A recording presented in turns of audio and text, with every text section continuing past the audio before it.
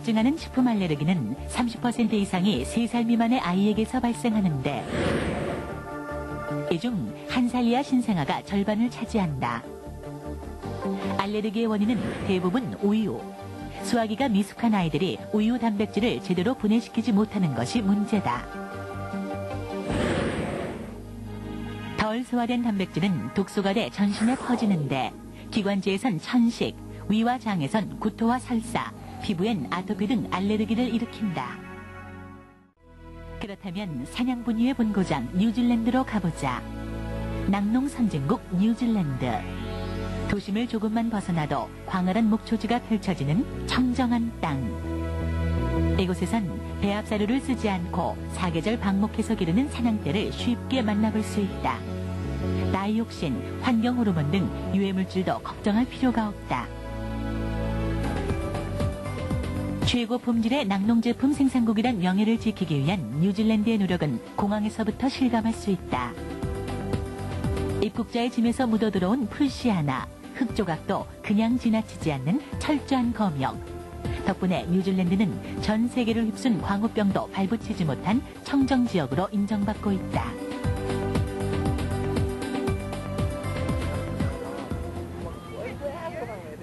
드넓은 초지와 맑은 공기, 쾌청한 기후. 모유 수유가 80%가 넘는 이 땅에서 아이들은 별다른 건강상의 문제가 없어 보인다. 그러나 이 청정한 땅에도 모유를 먹일 수 없는 엄마들이 자선으로 선택하는 분유로 인해 생겨나는 알레르기는 심각한 문제로 자리 잡고 있었다. It's too strong.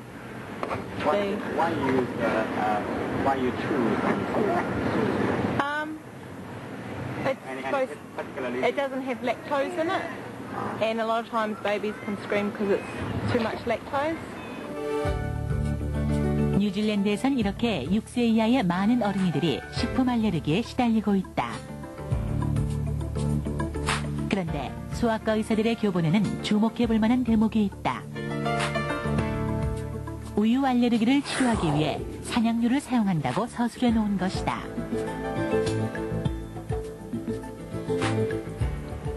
실제로 알레르기 전문 병원인 이곳에선 최근 우유 알레르기에 시달리는 어린이들에게 사냥 분유를 적극 처방하고 있다. Principally, my experience has been with allergic problems. These have been problems mainly of skin and eczema, in many, particularly in children, but I have had some success in adults, which was the surprise I had with my own health. In those conditions, I've used it a lot, and most of the patients benefit greatly. It is not so much that it is a cure, but the cow's milk seems to be a major trigger for the problem, and by using the goat's milk with the different proteins, you avoid triggering it off. 뉴질랜드에서 사냥 분유를 먹이는 가정은 쉽게 찾아볼 수 있다. 모유 수유율이 높다고 하지만 사정상 모유를 먹일 수 없는 집도 있는데 조슈아네가 바로 그런 경우였다. 현재 19개월이 된 조슈아. 생후 9개월에 엄마가 동생을 임신하는 바람에 모유를 먹이지 못하고 사냥 분유로 바꿨는데 놀랄만한 변화가 일어났다. 원래 있던 아토피성 피부염이 완전히 사라지고 병치레 없는 아이로 자란 것이다. From taking his goat's milk, his eczema has gone. He's got a red patch still here, but it's gone now. And behind his knees. Behind his knees. There. It's clearing up. Yeah. Like the human pH. Very closest. So you believe goat milk that is a help for your Joshua? Yes, it definitely helped. Yes. Yeah. And he enjoyed it too. Like the taste. Yes. Good thing. Maybe. 이제 조슈아의 동생 미카엘라가 태어난 지도 한 달이 됐다. 현재는 모유를 먹이고 있지만 이 아이에게도 아토피성 피부염이 생길 기미가 보이기 때문에 부모는 사냥 분유를 먹일 것을 신중히 고려 중이다. Your mum? Beyond 12 months I probably will, yes. If she's happy to keep feeding from me up until 12 months. Yeah. After that, you choose the goat milk? Yeah, after then I will introduce the goat's milk, yes, see how she likes that, yeah. And then eventually cow's milk, but not 뉴질랜드 농업연구소. 국가기관 산업인 농축산업의 품질 향상을 위한 실험과 연구가 이루어지고 있다. 이곳에선 산양류의 성분 검사가 한창이다. 산양류가 모유를 대신하기 위해선 단백질 구성 성분이 얼마나 흡사한가가 관건이기 때문이다.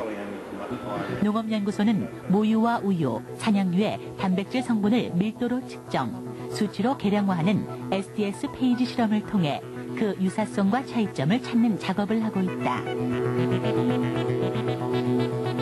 실험 결과에 나타난 단백질 성분과 함량을 비교해보자. 우유는 모유와 확연히 다른 단백질 성분으로 구성되어 있지만 산양류는 단백질 성분이 거의 유사하다.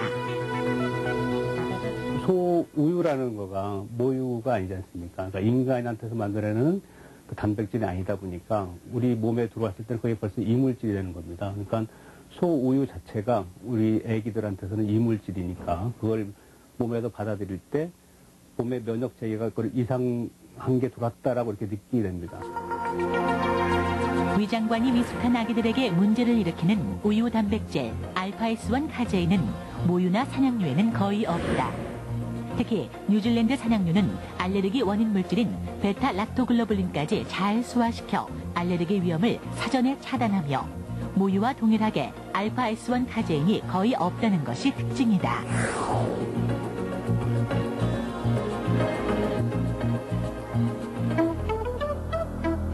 모유와 산양 분유의 유사점은 단백질 음고 실험에서도 드러난다. 사람의 위액 농도와 같은 산성 용액을 모유와 일반 분유, 산양 분유에 주입했다. 30분도 채 되기 전에 일반 분유는 단백질이 엉기기 시작하더니 금세 큰 커드 덩어리가 생겨났다.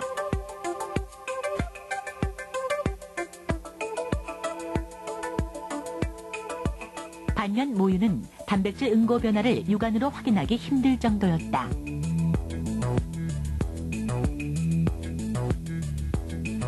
산양 분유도 미세한 커드가 형성됐을 뿐 모유의 상태와 별반 다르지 않았다. 펩신의 작용에 의해서 단백질 소화는 어떤 커드가 훨씬 더 잘 이루어지냐면 미세하고 작고 부드러운 커드가 분유에서, 즉 우유에서 생기는 단단하고 큰 커드보다 훨씬 단백질 소화가 쉽게 일어날 수 있습니다. 유죽 분비 방식에서도 모유와 산양류는 유사하다. 포유류가 젖을 내는 방법은 유죽 분비 세포 전체를 쥐어짜서 기능성 물질까지 함께 배출하는 아포크라인 방식과 유즙을 세포막에서 밀어내듯이 투과시켜 분비하는 메로크라인 방식이 있다. 이 중 사람과 산양은 아포크라인 방식으로 면역 성분과 성장인자 등 기능성 모유 성분이 천연으로 함유된 젖을 분비한다. 그렇다면 산양류는 어떻게 생산될까?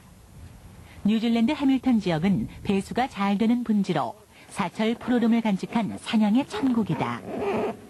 드넓은 초지에서 신선한 풀을 뜯으며 자라는 산양들. 이렇게 방목해서 산양을 키우는 농장은 18군데로 뉴질랜드 산양류의 80%를 공급하고 있다.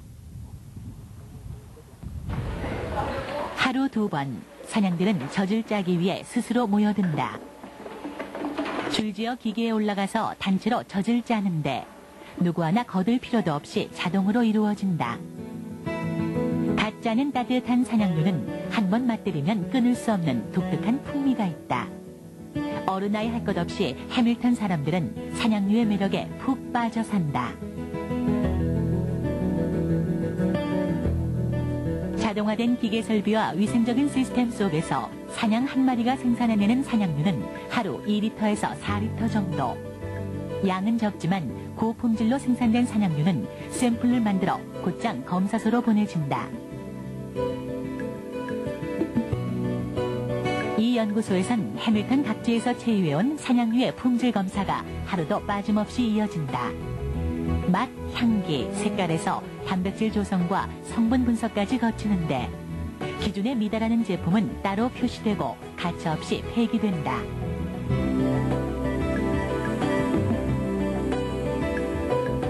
검사를 무사 통과한 산양류는 전용 트레일러에 실려 분유 가공 공장으로 옮겨진다. 제휴된 산양류가 검사를 거쳐 분유 제조 공장으로 가는 원스톱 공정은 모두 12시간 안에 이루어진다. 산양류는 칼슘, 세레늄 등 광물질은 풍부하지만 비타민 B12, 엽산이 부족해 영유아가 그냥 먹으면 빈혈을 일으킬 수 있다. 이에 산양분유는 엽산과 비타민을 보강하고 5대 영양소를 코덱스 규격에 맞게 설계, 영양의 균형을 맞췄다. 산양분유가 소화가 잘 되는 이유는 또 있다. Fat in goat milk is somewhat different from the fat of cow milk and other mammalian milks in that it contains a relatively high proportion of medium-chain triglycerides, is that the whole goat milk is used in the product formulation, and this means that you get the complete fat phase, including small components which are very important, like phospholipids, including sphingomyelin and phosphatidylcholine.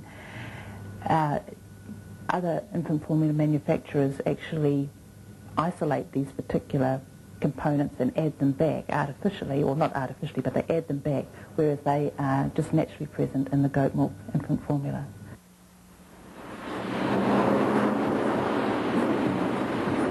최근 뉴질랜드 곳곳에서 산양분유의 인기를 실감할 수 있다. 대형 쇼핑타운 유제품 코너에도 산양분유는 어김없이 자리를 잡고 있다. 각종 유제품의 홍수 속에서도 건강을 위해, 알레르기 치료를 위해 산양분유를 찾는 사람들을 쉽게 만나볼 수 있다. Oh, because my baby and my family are lactose intolerant, and my doctor recommended, and he's just fine, normal, no trouble at all. Yeah. 산양분유는 이제 뉴질랜드 내에서뿐만이 아니라 세계적으로 경쟁력 있는 상품으로 알려졌다. 한 해 100만 개씩 15개국에 수출돼 알레르기를 앓는 아이들의 희망이 되고 있다. 문명이 발달할수록 먹을거리는 늘어나지만 진정 먹을 만한 것은 오히려 줄어들고 있다. 청정한 자연 속에 신화가 살아있던 그 오랜 옛적부터 사람의 벗으로 살아온 산양. 산양은 이제 아기의 미래 건강을 약속하는 소중한 선물을 베풀고 있다.